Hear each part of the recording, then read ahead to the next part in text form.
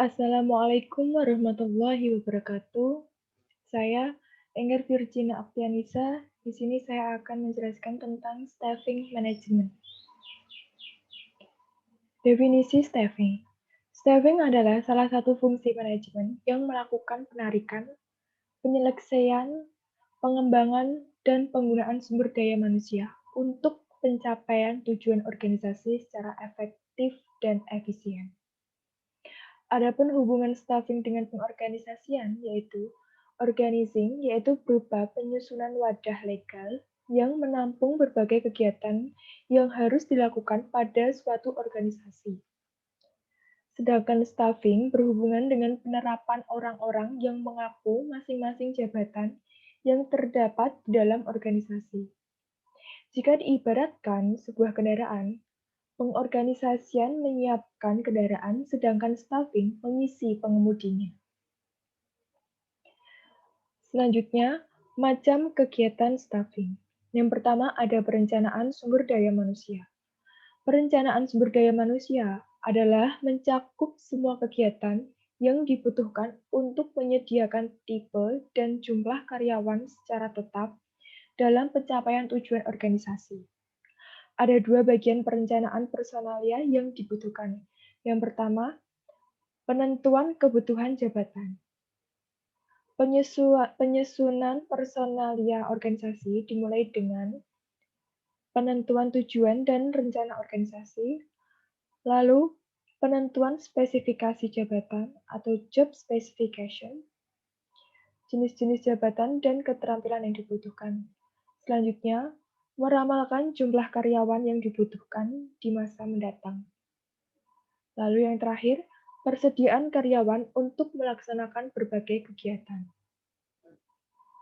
Yang kedua, pengembangan sumber-sumber penawaran personalia.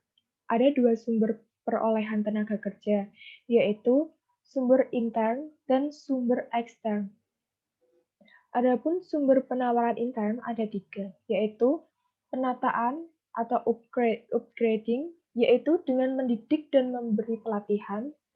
Yang kedua, pemindahan atau transferring, yaitu posisi yang kurang disenangi ke posisi lain yang lebih memuaskan kebutuhan. Sumber yang ketiga, pengangkatan atau promoting, yaitu pengangkatan ke jabatan yang lebih tinggi lagi. Sumber ekstern penawaran tenaga kerja dapat diperoleh antara lain dari lamaran pribadi yang masuk, organisasi karyawan, kantor penempatan tenaga kerja, sekolah-sekolah, para pesaing, atau imigrasi dan imigrasi. Perlu diketahui, manajer lebih menyukai perolehan dari sumber intern karena dapat memotivasi karyawan yang sudah ada.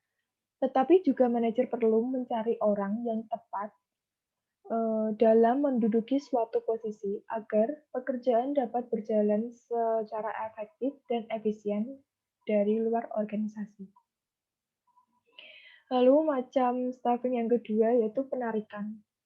Penarikan atau rekrutmen berkenaan dengan pencarian dan penarikan tenaga kerja potensial dalam jumlah yang tepat dan dengan kemampuan untuk mengisi suatu jabatan tertentu yang akan diseleksi untuk memenuhi kebutuhan organisasi.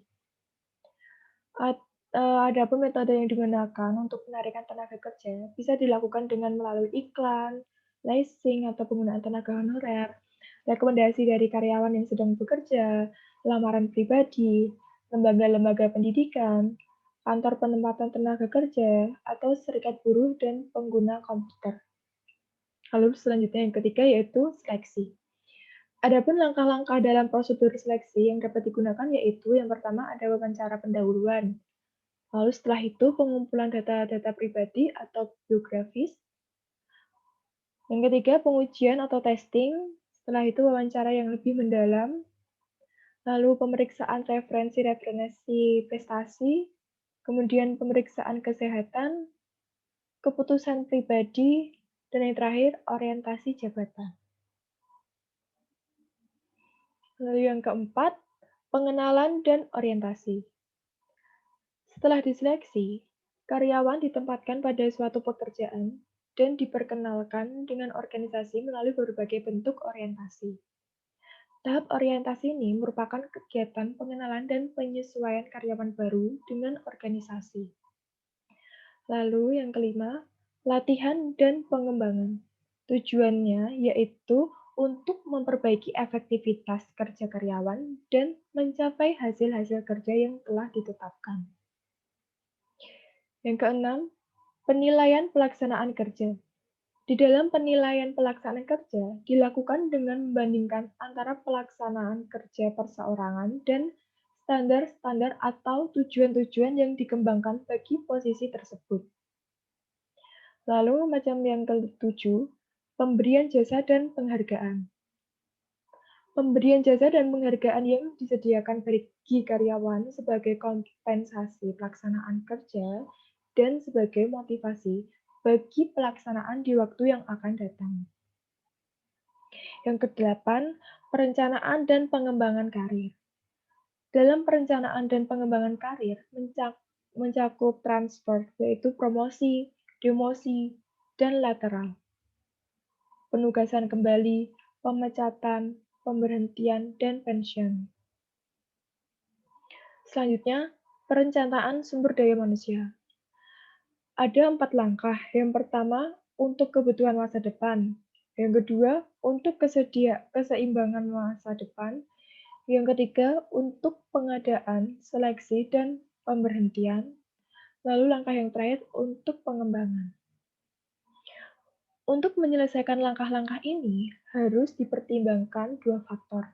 Faktor yang pertama, rencana strategis dasar organisasi, beserta tujuan-tujuan serta taktik untuk membuat. Yang kedua, perubahan lingkungan.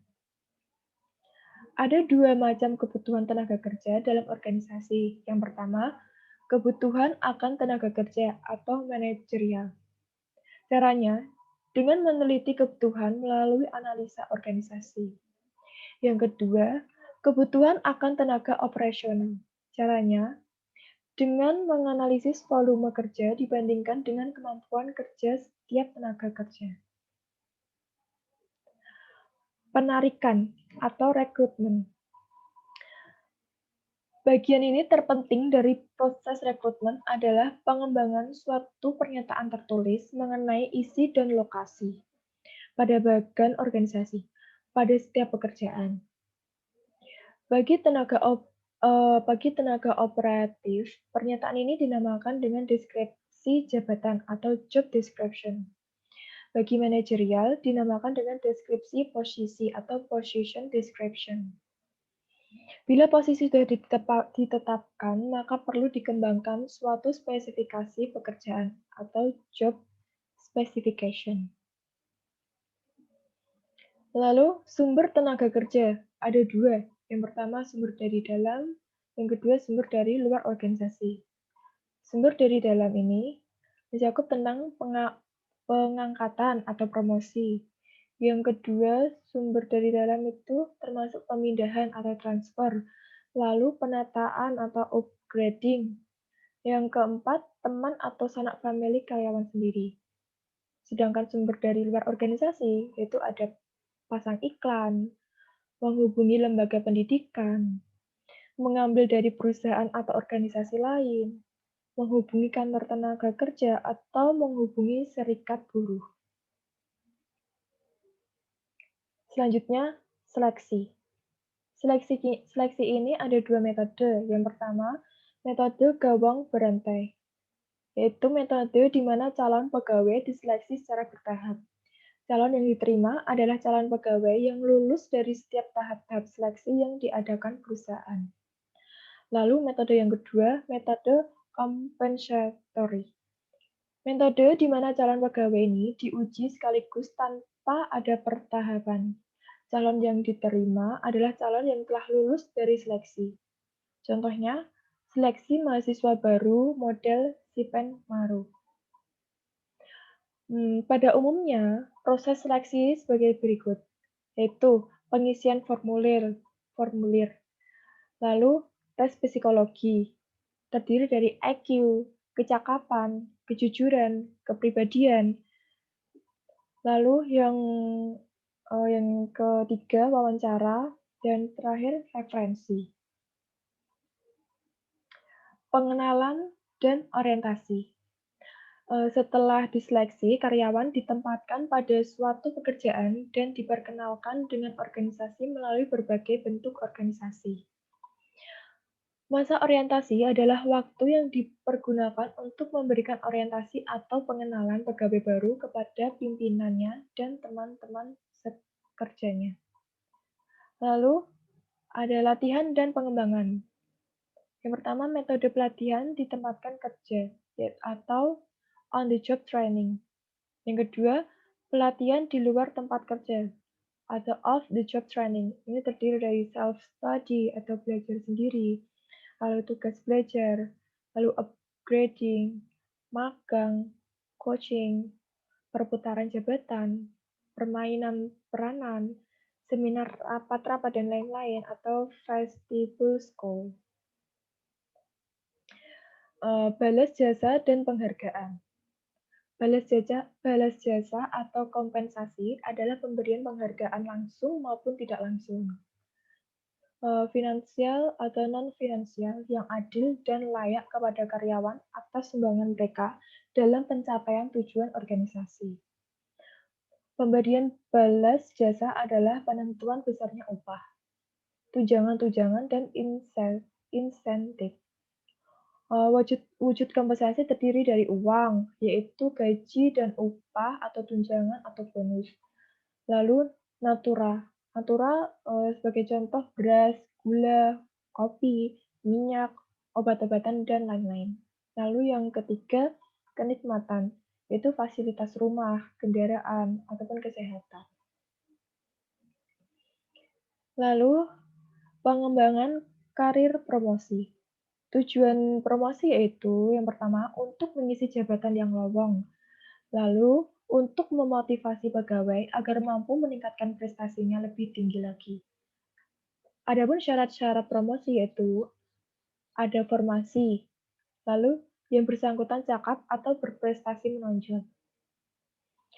Ada 3 macam prinsip promosi. Yang pertama, dasar keterampilan atau merit principle, yaitu mempromosikan pegawai melalui pembuktian kecakapan pegawai tersebut.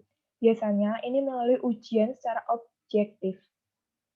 Prinsip yang kedua, dasar senioritas atau seniority principle, yaitu mempromosikan pegawai didasarkan pada laman kerja pegawai yang bersangkutan. Prinsip yang terakhir yaitu dasar teman atau spoils system. Pegawai yang akan dipromosikan dipilih dari mereka yang masih memiliki hubungan family, teman dekat, atau yang sealiran dengan pimpinan. Terima kasih, sekian yang dapat saya sampaikan. Saya mohon maaf apabila ada kesalahan. Terima kasih. Wassalamualaikum warahmatullahi wabarakatuh.